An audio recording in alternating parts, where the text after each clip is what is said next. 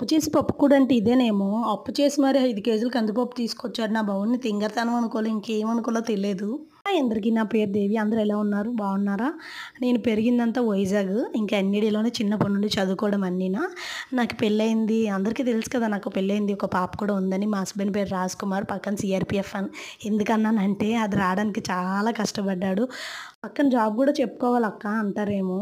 చెప్పుకోవాలి. దాని వెనకాల ఉన్న కష్టాలు కూడా అలానే ఉంటాయి. ఆ పేరు పక్కన జాబ్ పేరు రావడానికి చాలా కష్టపడ్డాడు.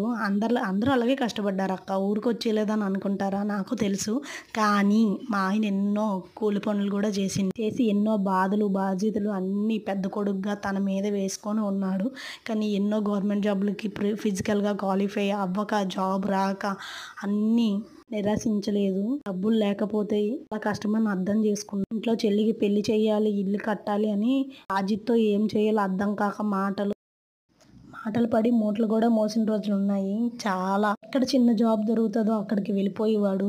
ఇంకా వాళ్ళ అమ్మమ్మ వాళ్ళ మావయ్య కాడ ఉండి పొలం పని చేసుకొని ఇంకా జాబ్స్ ప్రిపేర్ అవ్వడం అయ్యి చేసేవాడు. ఆయనది బైపీసీ. ఇంకా నర్సింగ్ సైడ్ వెళ్ళిపోదాం జాబులు రావట్లేదని చెప్పేసి ఇంకా ఆలోచించిండు. ఎలా అయినా డబ్బులు సంపాదించాలా, చెల్లికి పెళ్లి చెయ్యాలా, అమ్మ నాన్న ఉండటానికి మంచి ఇల్లు కట్టాలా అనేసి అనుకునేవాడు.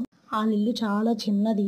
మా అత్త వాళ్ళ ఇల్లు. ఆయన తిన్నంగా పడుకుంటే కాళ్ళు ముడుచుకొని పడుకోవాలా అంత చిన్నది. ఇది మా పరిస్థితి అనుకోని అర్థం చేసుకొని ఇంక దుబాయ్ వెళ్ళిపోదామని డిసైడ్ అయిపోయాడు. దుబాయ్ వెళ్ళడానికి వీసా అవన్నీ వచ్చేసాయి. కానీ కొంచెం టైం ఉంటది కదా వెళ్ళడానికి. ఆ టైంలో టైం ఎలా ఉంది కదా! ఇదే నా లాస్ట్ గవర్నమెంట్ జాబ్ ట్రై చేస్తా వస్తే వచ్చింది లేకపోతే లేదనేసి గట్టిగా చదివిండింకా. వెళ్ళే ముందు ఇంకా క్వాలిఫై అయ్యి జాబ్ లెటర్ కూడా వచ్చింది.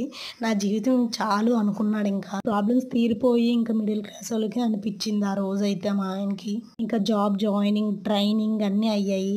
పెళ్లి చేసుకుంటానని కూడా అడిగిండు. పెళ్ళికి ముందు ఇంకా చెల్లి పెళ్లి, ఇల్లు కట్టాలి కదా! ఇంకా 30 లాక్స్ ఇంక తీసుకున్నారు. అంటే ఒకేసారి కాదు 15 అంతా హ్యాపీ నా జీవితం చాలు అనుకుని పెళ్లి చేసిండు. ఇల్లు అమ్మ నాన్నకి కట్టిచ్చారు. అప్పుడు ఇంకా డ్రై ఫ్రూట్స్ అయన్నీ ఇచ్చేసారు. ఇంకా పప్పు అయన్నీ అక్కడ నుండి తెస్తే ఇంకా వేలం పాటలాగా అయితది.